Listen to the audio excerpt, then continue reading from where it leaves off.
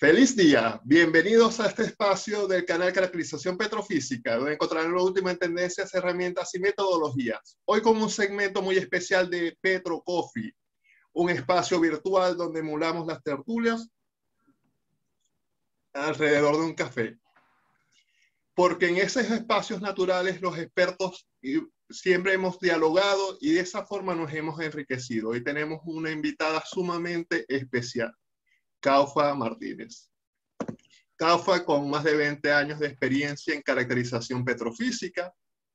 21, ¿no, Kaufa? Ya no, ya son 23. Ya son 23. Demasiada experiencia hoy tenemos con esta invitada especial, que se ha desempeñado en áreas de evaluación de formaciones a través de interpretación de registro de pozos, definición de modelos petrofísicos y yacimientos convencionales y no convencionales, manejo e interpretación de pruebas especiales y convencionales de núcleo, todas las que tienen que ver con la parte de caracterización mineralógica de yacimientos, diseño e interpretación de pruebas de núcleo y estimaciones y diseños de pruebas de ensayos físico-químicos. Kaufa, este espacio hoy estamos muy honrados de tenerte. Por favor, si hace falta añadir algo de tu dilatada trayectoria, por favor, siéntete libre y compártenos conmigo y con tu audiencia que hoy está con nosotros. Hola César, de verdad que muy agradecida de tu invitación y de la oportunidad de poder compartir con tanta gente un pedacito de lo que ha sido la experiencia y las soluciones de problemas y de situaciones que se le van presentando a uno durante el desarrollo de su carrera y es bien chévere poder recordar y compartir esos momentos, de verdad que sí. Gracias por la invitación. Genial. Hoy aprovecharemos para conversar acerca del modelaje de yacimientos complejos, ya que los retos de la petrofísica involucran muchas áreas y hoy trataremos de enfocarnos en ese aspecto muy importante. No, es encantada porque es un tema que ya habíamos venido conversando, ¿no? Claro. De los retos que se le van presentando a uno a medida de que uno va desarrollando carreras y es cuando uno abre los ojos y dice, no todo es como te lo enseñaron en la universidad, todo es como en los cursos te indicaron que era. Entonces se te van presentando lo que hoy estamos queriendo compartir con todos, que es el modelaje petrofísico en yacimientos complejos, ¿no? Entonces, compartir un poco. En mi caso fueron 3 experiencias que me tocó vivir con respecto a modelajes petrofísicos en yacimientos complejos. Voy a ir compartiendo poco a poco el desarrollo de esta conversación, cómo fue y cómo pudimos dar con algunas soluciones y cómo terminó todo. Genial. Si te interesa este maravilloso tema, quédate con nosotros en el resto del video.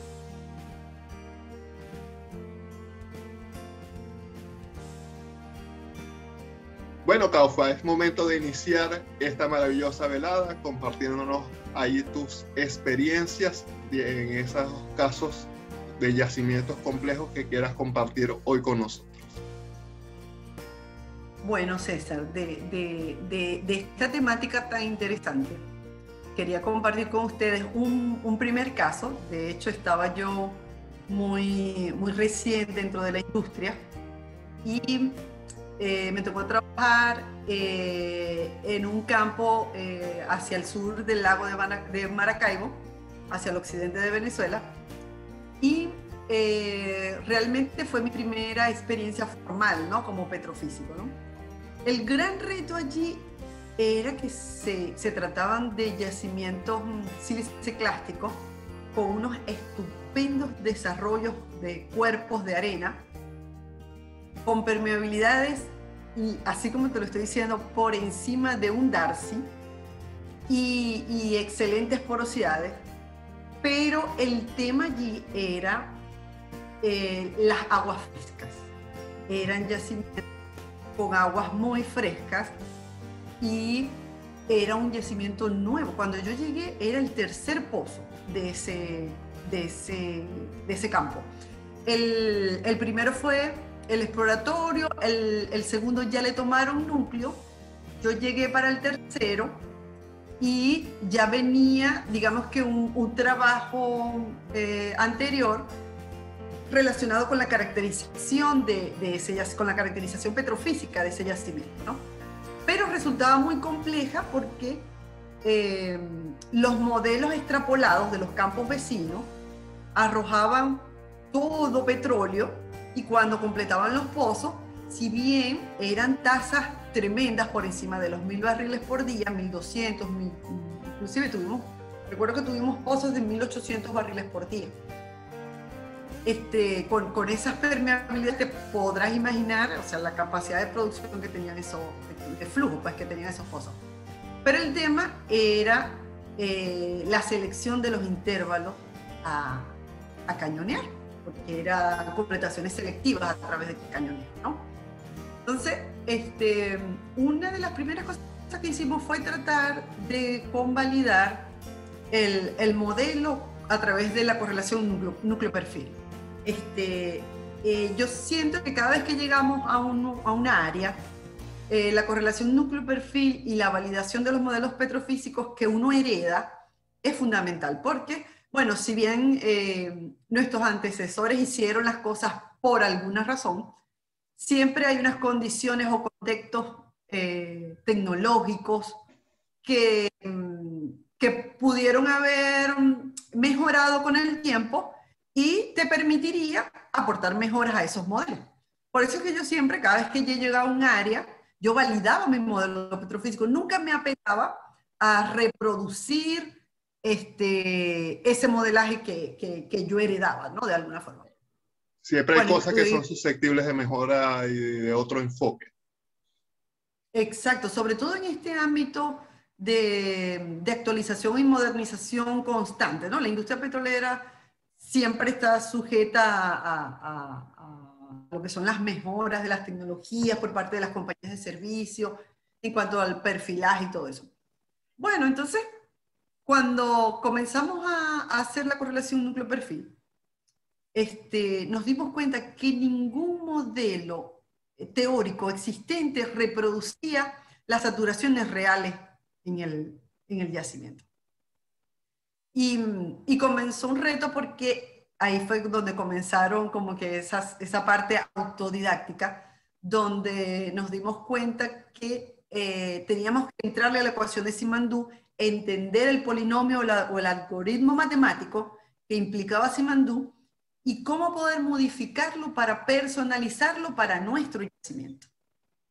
Entonces, comenzar a conocer cada una de las variables de la ecuación y cómo cada variable influía dentro de la resultante, que era la curva de saturación.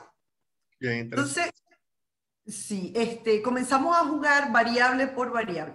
Primero validamos el modelo de arcillosidad, validamos el modelo de porosidad, validamos el modelo de permeabilidad, las presiones se tomaron, o sea, dentro de la ecuación de cálculo de saturación, fuimos haciendo checklist con cada una de las variables hasta que nos dimos cuenta que debíamos jugar, todo era real, pero las constantes y que involucran la ecuación como tal eran los únicos elementos con los que podíamos jugar.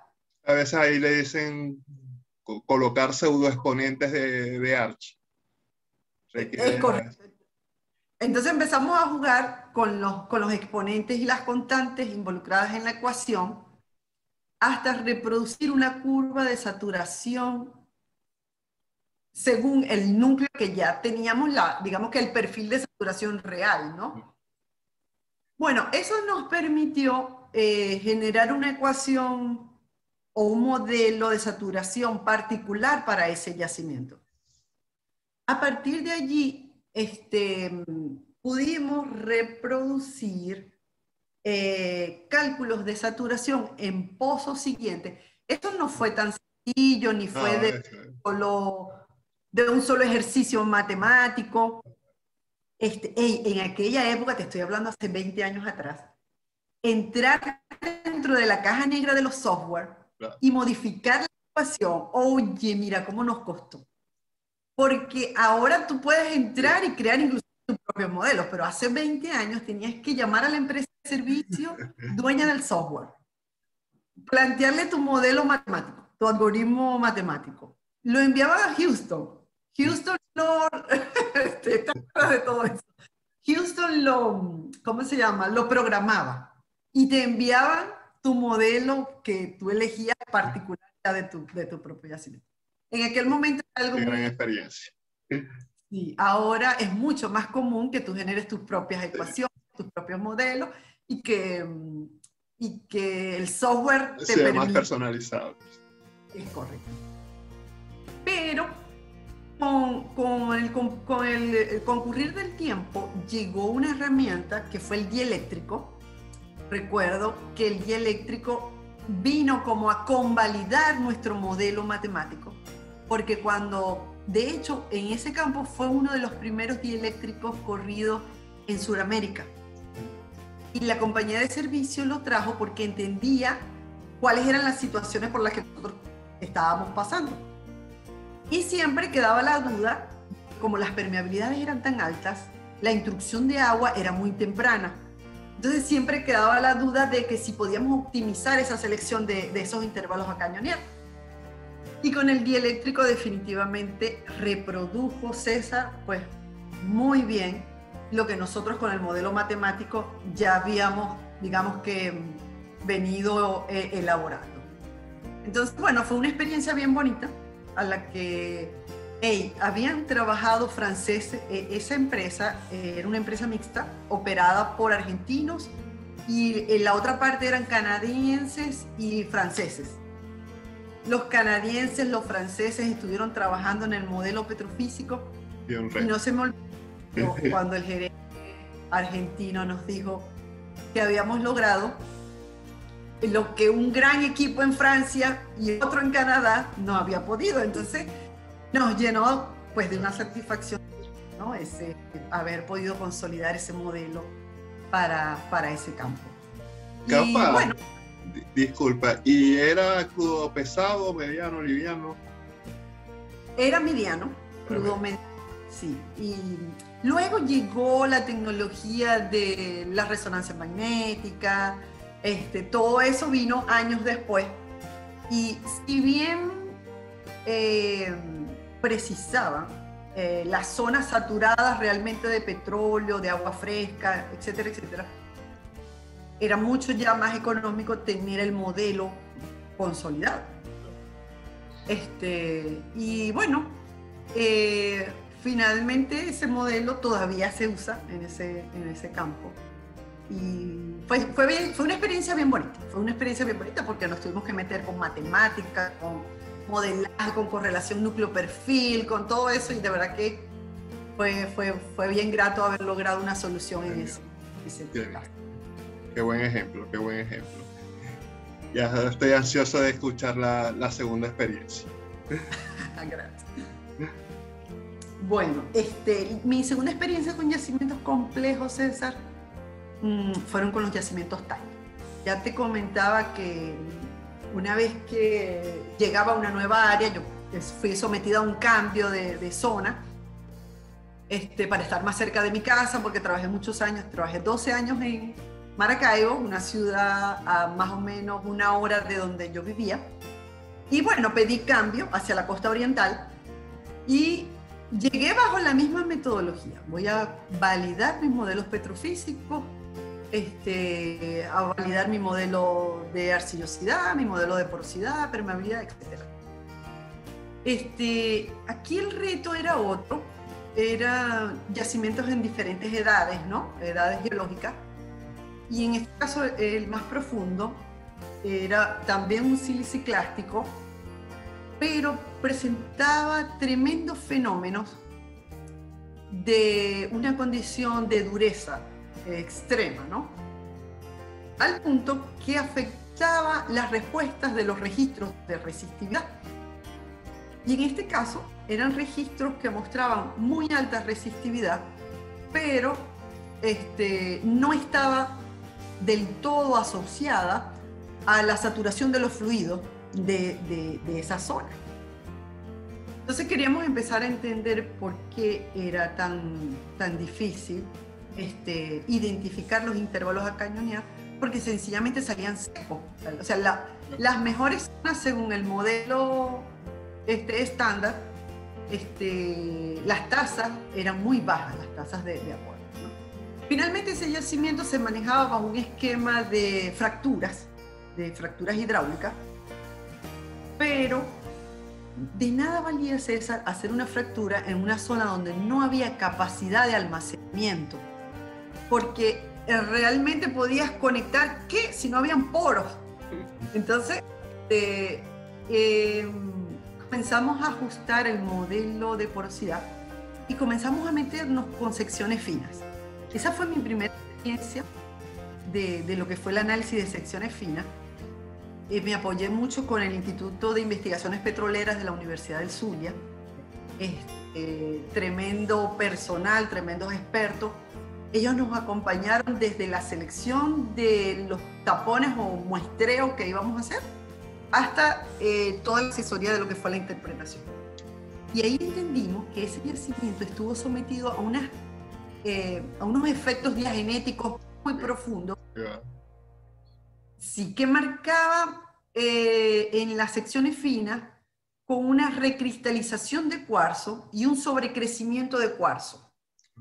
Eso hizo que esa recristalización de cuarzo y sobrecrecimiento ocupara los espacios porales que alguna vez estuvieron ocupados por petróleo, pero ese petróleo fue expulsado de esa zona y el cuarzo, al estar sometido a esas condiciones diagenéticas, él recristalizó y ocupó esos espacios. Entonces eso era básicamente como un granito pana, eso era algo sin capacidad de almacenamiento y obviamente sin capacidad de flujo.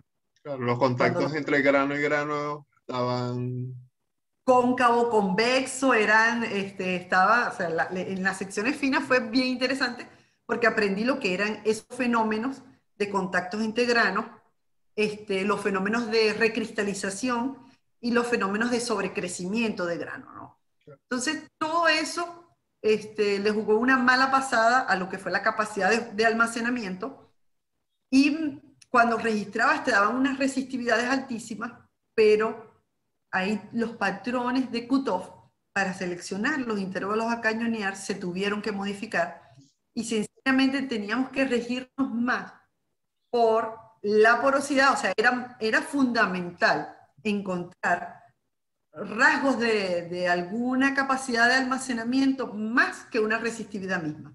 Esto con la suerte de que eran yacimientos con muy poca saturación de agua, casi irreducible en su totalidad.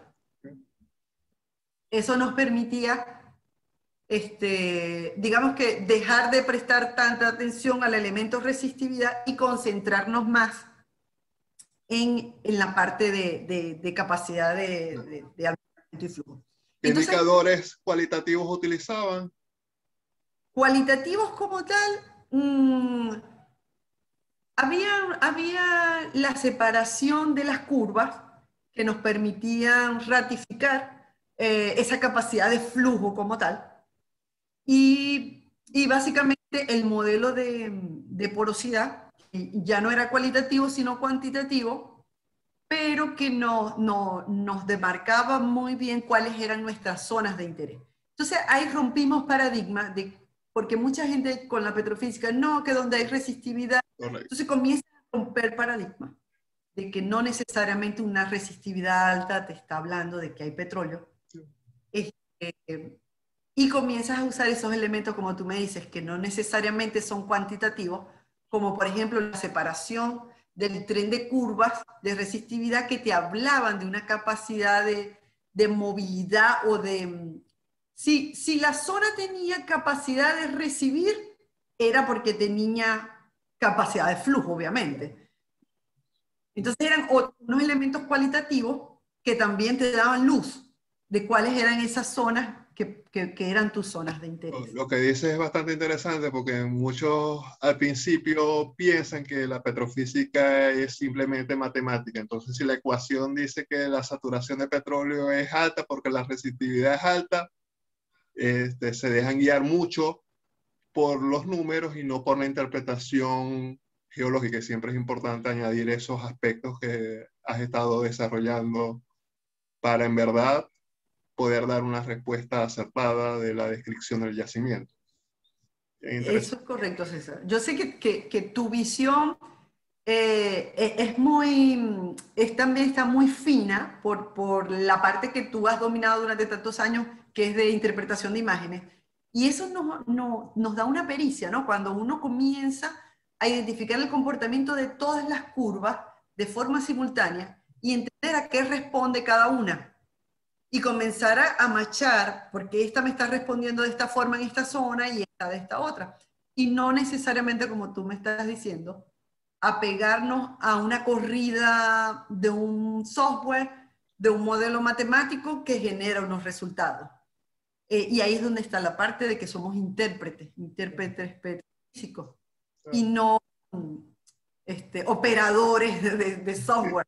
Porque pasa mucho, sobre todo los jóvenes o las nuevas generaciones que no, digamos que no tienen ese roce con papel, que de alguna manera los de la vieja escuela tuvimos, y se apegan solo a la reproducción matemática de los modelos. Claro. De todas formas, eso también viene marcado en lo que es el proceso de enseñanza, de que en muchos casos los libros dan casos ideales. Entonces, como no se tocan esos temas, entonces las personas parten con unas ciertas premisas. En muchas ocasiones en la educación a nivel de pregrado se dan mucho los casos generales y no se hablan de las excepciones. Esas excepciones donde puedes tener alta resistividad y no producir, o tener muy baja resistividad y producir petróleo, porque lo contrario también en ocasiones pasa, producto de las resistividades del agua de formación y los valores intrínsecos también de porosidad, las constantes de Archie y así. Y es eso, César, lo que hace tan valioso este espacio, que de verdad que yo te admiro mucho por haberlo creado, porque permite que los petrofísicos en formación, inclusive petrofísicos con experiencia, como tú o como yo, claro, tengan que consultar y tomar nota o apunte de experiencias de compañeros, de casos similares en otras partes del mundo. Yo siento que esto es muy valioso, o sea, tener un espacio donde poder compartir esas experiencias que de alguna manera le tocó a uno atravesar y solventar en el desarrollo de nuestras carreras. ¿Cómo fue tú a nivel de, digamos, para transmitir tu experiencia, qué medios estás utilizando?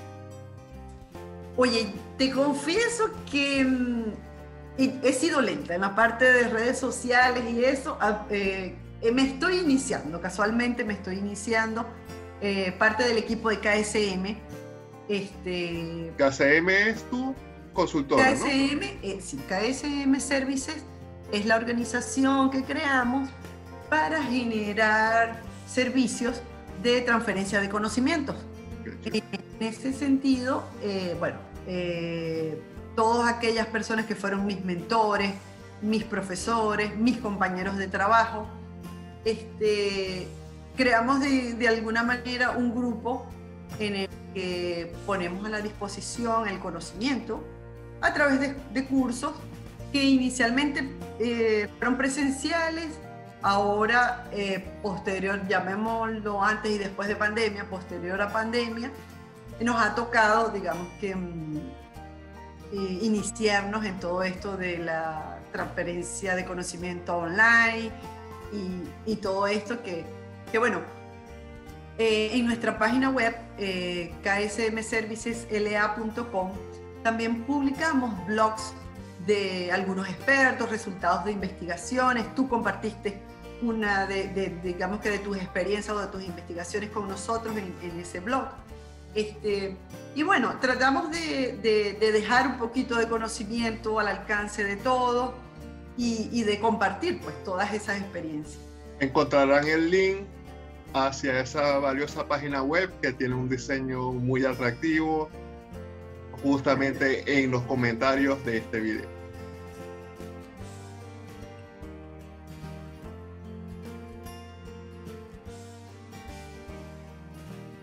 Bueno, Caufa, interesante esos casos que nos estás presentando. Cuéntame, ¿qué más el caso tienes hoy para nosotros? Bueno, César, el tercer caso que se me presentó y quería compartir con ustedes es también en la formación Misoa. Teníamos un cuerpo productor, un yacimiento con un espesor tremendo, pero totalmente laminar, con una heterogeneidad pero tremenda, ¿no? Y volviendo a lo que les comentaba, cuando entramos a la validación del modelo petrofísico y nos volcamos al núcleo, empezamos a ver que en un tapón de núcleo, que apenas tenía 2 pulgadas, había una consistencia laminar tan marcada. Imagínate eso en un pie, en 1 metro, era algo tremendamente heterogéneo, ¿no? Y debido a esa condición, el modelo de completación de ese yacimiento era a través del liner ranurado en toda la sección perforada del yacimiento y que aportara todo lo que tuviera que aportar. Entonces, una vez se me acercó alguien y me dijo, aquí la petrofísica no vale de nada, no tiene sentido, estás completando con liner ranurado. Me dice, yo sí, pero hay problema. Si los pozos están perdiendo producción por alguna razón. Y yo sentía que era mi responsabilidad tener una caracterización sólida de ese yacimiento para poder ofrecer soluciones. En ese momento que le entramos al núcleo, nos damos cuenta de la tremenda heterogeneidad que presentaban y sabemos que todas las curvas se ven tremendamente afectadas por los cambios subadyacentes o suprayacentes de los elementos arcillosos. Entonces, imagínate cómo se estaba viendo afectado todo el cuerpo de resistividades con tantas intercalaciones de arcilla interpuestas, ¿no? Entonces, por un lado, sabíamos que lo que estábamos registrando y las reservas que estábamos calculando no eran las correctas, porque esas curvas de saturaciones estaban afectadas por el valor de RT, que no era real. Entonces, por un lado, también. Sí, necesitábamos ratificar cuáles eran los verdaderos valores de saturaciones de petróleo, en este caso de SO, corrigiendo esas resistividades. Y nos tropezamos con una empresa de servicio que en aquel momento estaba sacando una herramienta que se llamaba Tridex, que era la resistividad en diferentes direcciones y te calculaba la anisotropía de la formación. Calculaba un índice de anisotropía y con ello generaba un modelo matemático que corregía la resistividad verdadera.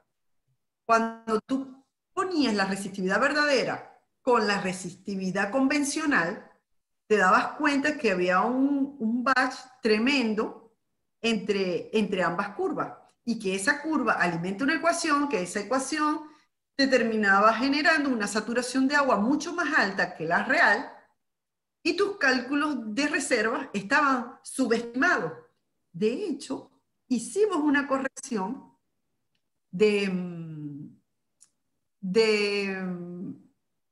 libro de reservas basado, en ese caso fueron 2 factores. Uno fue el área, que corregimos el área, y la otra fue el verdadero SO que digamos que era real de ese yacimiento. En ese momento, de la mano del profesor Américo Peroso, por cierto, ese registro era muy costoso, César. Correr un Tridex era bastante costoso. Y comenzamos a generar modelos matemáticos entre esas 2 curvas, entre el RT real y el RT corregido por anisotropía. Y empezamos a generar y generar hasta poder entender la relación que existía entre el volumen de arcilla, el índice de anisotropía, la resistividad real y la resistividad corregida. Sí, la resistividad horizontal se ve muy afectada por la presencia de láminas, ya que a la final, si tú tienes unas láminas conductivas, por ahí pasa la corriente y entonces afecta la lectura severamente. Entonces es correcto. Entonces, tus estimaciones no son reales. Y el espesor también se ve muy afectado, y el espesor también influye si originalmente en las curvas podías ver 100 pies y en realidad tienes 70 pies, eso te cambia totalmente las curvas isópacas, y a la Eso es final correcto. eso tiene influencia sobre volumen directamente, porque la De reserva. petrofísica no es solamente ver los intervalos que uno va a cañonear, también a la final todos esos valores tienen una influencia demasiado marcada sobre las reservas, y a la final las reservas definen el plan de explotación del De yacimiento. explotación y el modelo económico de tu campo y de tu yacimiento. Entonces ahí te das cuenta y volvemos a romper los paradigmas que la petrofísica no es solo conseguir resistividades convencionales, no es solo definir intervalos a cañonear como tú lo planteaste, porque en este caso, este yacimiento, no había intervalos a seleccionar. Pero como petrofísicos tenemos la responsabilidad de validar nuestros modelos y de entenderlos y de caracterizar, porque como petrofísico nuestra responsabilidad es caracterizar la roca como tal y su interacción con los fluidos que están saturando esa roca, para poder definir las cantidades, la capacidad de flujo, etcétera, etcétera. Entonces, rompiendo paradigmas con respecto a lo que, o a la resistencia que ponían algunos asesores en aquel momento, que nos decían, no, aquí la petrofísica no tiene nada que ver porque esto es la inundado. Fíjate cómo impactó y cómo nos llevó a una corrección de reservas y a una revalorización de nuestro campo monetariamente, por lo que tú mismo estás comentando, César, que fue el modelo económico del ejercicio de negocios, pues del modelo de negocio. Entonces, bueno, fíjate cómo esas inquietudes terminaron arrojando un beneficio tremendo para el campo. Pero te comentaba que esa parte de las correcciones de los volúmenes nos llevó a eso. Pero también nos dábamos cuenta que el comportamiento de producción de los pozos tenía una declinación exagerada que no era acompañada por la depletación o por presión. Entonces, inferíamos que había un daño o un pseudo daño que se estaba generando paulatinamente y era producto de... Entonces empezamos a entender cómo están presentes las arcillas ahí, en qué forma y qué tipo de arcillas. Y ahí fue donde nos dimos cuenta que no solamente habían arcillas laminales, sino que también habían arcillas dispersas, y entender y caracterizarlas. Ahí entré al mundo de las arcillas. Empecé a estudiar con la profesora Mari Contreras, experta en el área de arcillas, todo lo que son las... ¿Me querías comentar algo, César? No, la profesora Mari es tutora de tutores. Yo tuve la oportunidad de hacer un curso con ella maravilloso. Mari es espectacular. Te digo que es una autoridad en la materia, yo me atrevería a decir que en Latinoamérica, porque fundadora del Laboratorio de Rocas del Instituto de Investigaciones Petroleras de la Universidad del Zulia y experta en arcilla, nos enseñó a que, bueno, cómo caracterizar cuáles son las arcillas que están presentes dentro de nuestros yacimientos y qué daño ocasionan, cuáles son las situaciones con las que tenemos que lidiar. Y en este caso, de ese yacimiento, era un alto contenido de caulinitas, que son arcillas con tendencia migratoria, que terminan generando daño al ofrecer un taponamiento mecánico en las ranuras de esos liners que eran completados. Entonces, comenzar a tener definida esa parte, nosotros como petrofísicos, para que los ingenieros de yacimiento pudieran generar sus modelos de estimulación, ciclos de limpieza, etcétera, etcétera. Soluciones que se derivaban de una correcta caracterización de los minerales arcillosos que están presentes en ese medio poroso. Entonces, yo sé que he sido muy repetitiva, pero te das cuenta cuando les aconsejo de que no se dejen guiar por ninguna barrera que digamos, que el entorno les ponga. No, mira, aquí no hay petrofísica, aquí no vale de nada, no sirve, completamos por liner ranurado y listo. No. Y nos llevó a otras soluciones, César. Entendiendo qué arcillas estaban presentes allí, pudimos definir fluidos de intervención. Porque, ¿qué pasaba? Cada vez que completaban los pozos, no solamente estaba la caulinita que migraba, sino que había un alto contenido de arcillas de los grupos mormorionita esmectita, que son muy sensibles a la hidratación. Cuando controlaban los pozos con agua fresca, mi hermano, eso lo que genera era un taponamiento que casi era un anti-workover. ¿Te acuerdas de anti-workover? Entonces comenzamos a entender que esas intervenciones deberían ser con fluidos adecuados o compatibles que inhibieran esa parte de daño o de hidratación que se le generaba a las arcillas al estar en contacto con esas aguas. Entonces, bueno, César, ahorita voy a aprovechar para comentar que la profesora Mari Contreras, junto con KSM, está por sacar un curso para el 25 de octubre, casualmente, de la caracterización de las arcillas presentes en los yacimientos petrolíferos.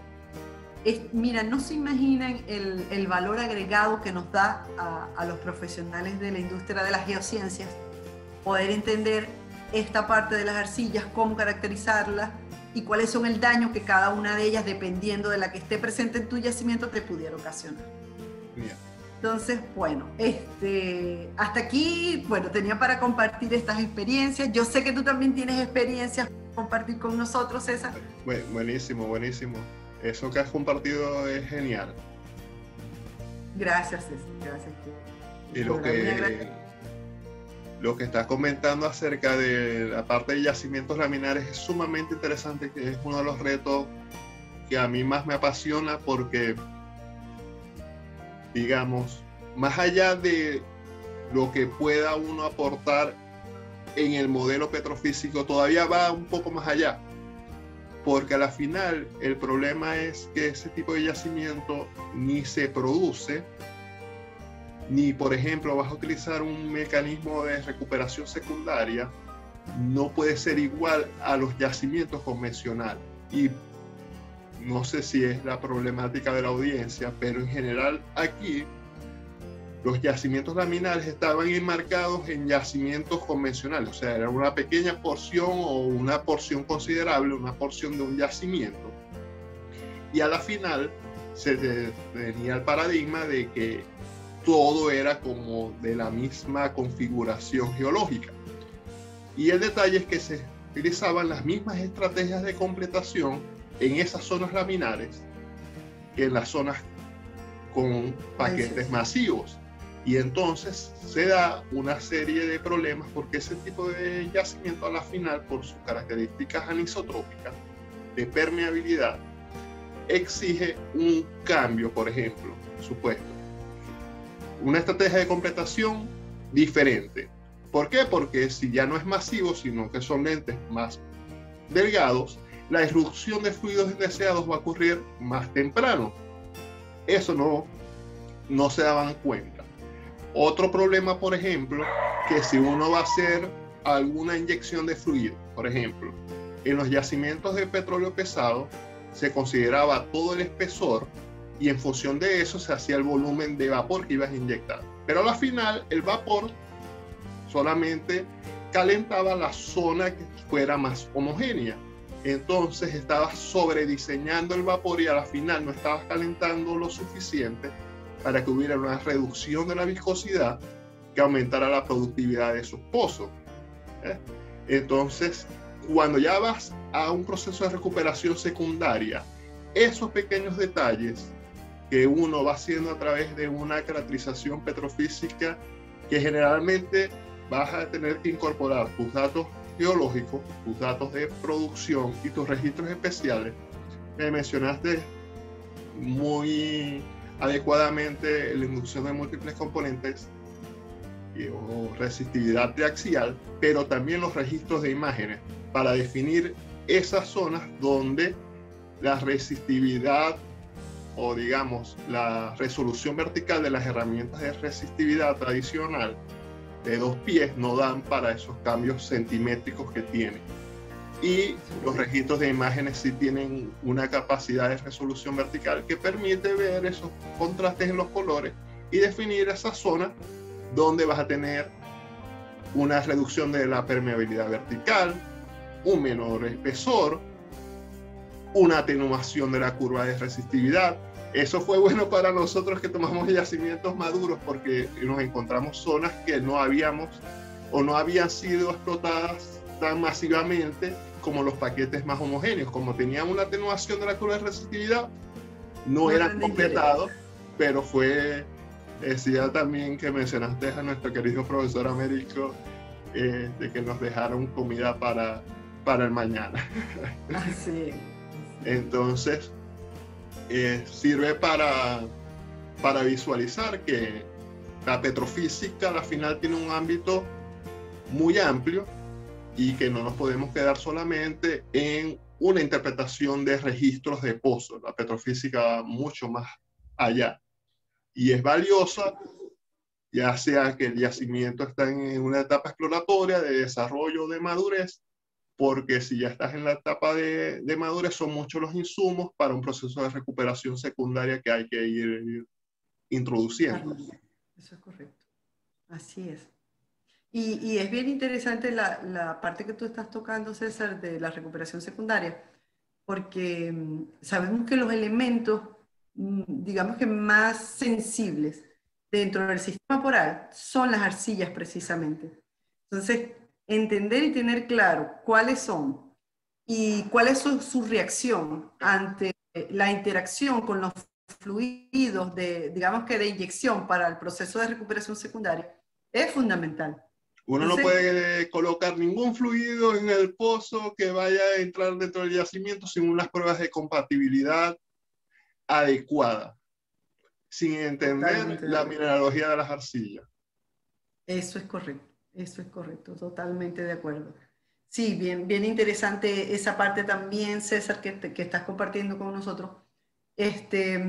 Yo de verdad que en la parte de imágenes, que yo sé que es tu fortaleza, ese casualmente es mi debilidad, pero sí, tú tienes razón, la resolución que presentan los registros de imágenes es fundamental, sobre todo para quienes no tengan a la mano un núcleo. Exacto.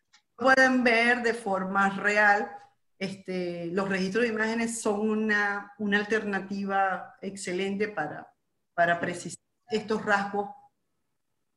Pero al final, si uno tiene las muestras de su suelo, uno las va detallando. El detalle es entender o analizar esas muestras de núcleo desde otro punto de vista. El detalle es que en muchas ocasiones los petrofísicos nos quedamos con los análisis en un tapón de 2 pulgadas que puede estar tomado en una zona en particular y no vemos, yo sé que no es tu caso, pero sí en ocasiones es un error de los que van iniciando en la petrofísica que se quedan solamente mirando los resultados de un reporte y no van a ver las fotos del núcleo para visualizar esas heterogeneidades. Eso es fundamental lo que estás diciendo, César. ¿Sabes qué? De la escuelita y de la teoría te dicen, toma los núcleos en las zonas de interés y uno va como un chivito y agarra las mejores zonas. ¿Y cómo vas a entender? Porque no son las únicas zonas dinámicas de un yacimiento. Porque las zonas intermedias y las zonas menos, digamos que menos atractivas, generan parte de la capacidad de flujo del sistema de aporte hacia el pozo. Entonces, no todo es ideal, como la zonita que puedes elegir como la mejor zona, y como tú dices, y apegarme a los resultados de un núcleo que fue tomado en la mejor zona del yacimiento. Todo lo que está suprayacente o subyacente forma parte del sistema de aporte o de movimiento y tienes que caracterizarlo también. Entonces, en los procesos de recuperación secundaria es cuando se le ven entonces esos detalles a los modelos, que no es lo mismo que esa zona de baja calidad tenga un mini Darcy a que tenga .1 mini Darcy. No es lo mismo que sea un sello total vertical, porque entonces tus fluidos, si tú estás haciendo un diseño de volumen de inyección para 100 pies, pero en realidad solamente esa agua que estás inyectando va a pasar a través de 25 pies, ¿qué va a ocurrir? Que vas a tener irrupción de agua de inyección en los pozos productores más tempranos. Haces un cálculo de que la irrupción va a ocasionarse en 3 años y ya tienes agua en los pozos productores, agua de inyección, a los 3 meses. ¿Por qué? Porque el espesor es mucho más bajo, porque al final tienes sello vertical. Entonces ahí es donde se le ve la costura. Cuando tú tienes un pozo vertical, esas pequeñas falencias en los modelos no se visualizan. Y ahí es donde nuestra visión tiene que ser más integral y no ir a lo, digamos que a lo monótono de un sistema productor, sino a una caracterización integral de tus yacimientos. Genial. Y comienza uno a tener experiencias en selección de tapones, todo esto va sumando, porque ya te das cuenta de que no solamente que el yacimiento, a medida que lo vas desarrollando y va entrando en diferentes etapas, estas zonas de menos interés comienzan a ser de interés y comienzan a influir dentro de tus sistemas y tus modelos. Y bueno, pare de contar todo lo que sería el sistema de modelaje en yacimientos complejos, ¿no? Genial.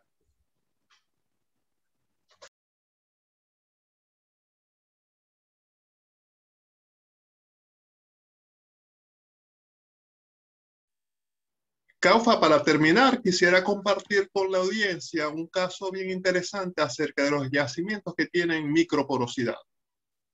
En conjunto con macroporosidad, o sea, son yacimientos que tienen una característica bimodal, ya sea porque son carbonáticos y tienen red de poros micros y red de poros macros, o también, por ejemplo, cuando tienes bioturbación o cuando tienes una mezcla de arenisca, limo y lutita. Cuando tienes microporosidad, en ocasiones, en esos microporos, ya que la presión capilar que necesitas es muy alta para desalojar el agua, esa agua queda ahí, pero al final es un agua, una saturación de agua irreducible, pero está presente, y al estar esa agua presente, la resistividad se ve atenuada. Entonces, las herramientas convencionales van a decir que tienes una baja resistividad, pero al final esa agua es no móvil. Por ejemplo, si tienes una saturación de agua irreducible del 50%, eso va a atenuar mucho la curva de resistividad, pero queda un 50% del espacio poroso disponible para hidrocarburos. Entonces es importante poder identificar esos casos. Hay un dato muy valioso, es la curva de presión capilar, que va a tener, en vez de un comportamiento unimodal, vas a tener una red de poros micro y una red de poros macro. Entonces, el modelaje de esa red de poros para las curvas de presión capilar requiere unas técnicas para poderlas modelar en ese comportamiento bimodal. Significa separar esa red de poros micro, ver cuál de ese volumen es saturación de agua irreducible. Eso además, esa red de poros micro no contribuye a la permeabilidad, solamente la red de poros macro. Así que esos yacimientos bimodales tienen dos problemas: el poder calcular la saturación de agua irreducible asociada a los poros micro y poder hacer una predicción de permeabilidad basado en los macroporos, porque si no, la relación que hay entre porosidad y permeabilidad es muy pobre. Pero cuando remueves esa microporosidad y nada más ves el comportamiento de los macroporos, entonces mejora bastante la predicción de permeabilidad, teniendo datos de presión capilar por inyección de mercurio, que tiene sus limitaciones porque esas pruebas de inyección de mercurio. Esos tapones, a la final, el mercurio es tóxico, esos tapones luego de utilizados tienen que ser desechados. Entonces, el principal problema cuando hemos querido modelar con ese dato es la poca disponibilidad, que es muy común en Latinoamérica. Yo he revisado literatura y en otras latitudes es más el volumen de base de datos que se tiene disponible, pero bueno, uno trabaja con lo que tiene. Entonces, una vez que uno puede remover ese espacio de microporo, puede cuantificar mejor la saturación de petróleo. A la final, lo que va uno modificando el valor de la saturación de petróleo en función de esos indicadores cualitativos que te arroja el núcleo. Impregnación, el mismo núcleo te va diciendo dónde deberías tener mayor saturación de petróleo. Las pruebas de bienestar también dan un volumen de petróleo recobrado que permite mejorar y darse cuenta que las curvas de resistividad tradicional no van a poder ver eso. Y si hay disponibles pruebas o registros de resonancia magnética nuclear cotejados con núcleo, poder sí estimar en esa zona donde vas a tener un tiempo de decaimiento bajo, ese volumen de agua asociada irreducible.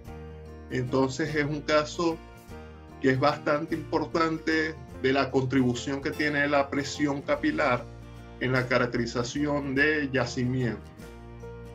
Es un caso que, si uno revisa en términos de bibliografía, no está del todo tan difundido como debería. Pero ahorita el modelaje de poros complejos ya está disponible en los software de punta petrofísicos, tanto en TechLog como en YOLOG está disponible y es bastante interesante. He utilizado el software de Emerson Paradigm de YOLOG para hacer ese modelaje de poros complejos, y es bien interesante porque al final uno utiliza, digamos, un modelo para los microporos y un modelo para los macroporos, y une esa red de poros, porque al final puede ver ese medio poroso como esas dos redes de poro y asociadas. Es muy interesante, César, porque sin duda uno de los mayores retos de nosotros los petrofísicos es poder conseguir un modelo matemático para la permeabilidad. Digamos que es de las variables difícil de modelar. Y es bien interesante esto de poder separar secciones, porque era muy complejo poder, a través de un sistema de ecuación, reproducir lo heterogéneo que es la naturaleza. Porque sin duda es muy difícil decir, no, es que se va a comportar todo de esta forma, porque la naturaleza no es así. Y tener la oportunidad de combinar estos dos sistemas de modelaje, de microporos y macroporos, de verdad que me parece tremendamente interesante. A la final, lo que ayuda también mucho a la predicción de permeabilidad es asociar esos datos de alta resolución de la prueba de inyección de mercurio y un refinamiento en los tipos de roca, porque eso también ocurre en muchas ocasiones, que no tener un marco coherente de rock typing hace entonces que todas tus predicciones estés mezclando diversos tipos de roca, y eso complica todavía el problema aún más. Pero de todas formas, la predicción de la permeabilidad es un problema bastante complejo, como tú dices, y además es una de las variables que más nos requieren a nosotros los petrofísicos, ¿no? Así es, así es. Caufa, ya es el momento de cerrar esta maravillosa disertación. Si quieres, por favor, despedirte de la audiencia con un mensaje motivador para todas esas generaciones de relevo que nos están escuchando y viendo el día de hoy. Bueno, nuevamente agradeciendo tu invitación, comentándole a todas las personas o estudiantes que están motivadas a formarse en este rubro, en estas especialidades de la industria, de que, bueno, la autoformación, la determinación, esa iniciativa de investigar es súper importante. Y bueno, estos espacios que ahora estamos teniendo, yo digo que las nuevas generaciones tienen la oportunidad de tener mucha información a la mano. La tardanza de sentarse en su computador y tener acceso a tantas cosas, inclusive experiencias como esta de otros profesionales, ¿no? Entonces, bueno, los invito también a seguirnos en ksmservicesla.com y KSM Services LA en Instagram y en Facebook también. Estamos a la orden por allí con, bueno, un excelente equipo de profesionales, no solo con experiencia en la educativa, sino con una amplia experiencia en la industria también. Y gran experiencia internacional, ¿no? Sí, además, bueno, con experiencia. Sí, hay algo que tenemos, son los venezolanos talentos dentro del área petrolera, entonces tenemos que exportar. Y bueno, encantados de compartir y transferir conocimientos también, porque nos encanta eso. Por eso estamos aquí. Bueno, muy agradecido desde este espacio que nos hayas enriquecido con tu experiencia, Kaufa. Al final, muy agradecido de esa motivación de querer compartir y acompañarnos en este espacio que pretende ser una gran aula virtual para todos aquellos que desean seguirnos en este maravilloso mundo de la petrofísica y poder en alguna forma retornar la gran oportunidad que nosotros tuvimos a tener mentores con esa dilatada experiencia y ese deseo de formar como nosotros lo tuvimos, como sé que tú también lo tuviste y fueron mencionados aquí 2 de ellos, pero sé que tuvimos muchos más. Muchos más, así es. Un abrazo, Kaufa. Gracias, César. Igual, gracias, recibido. Bendiciones. Gracias.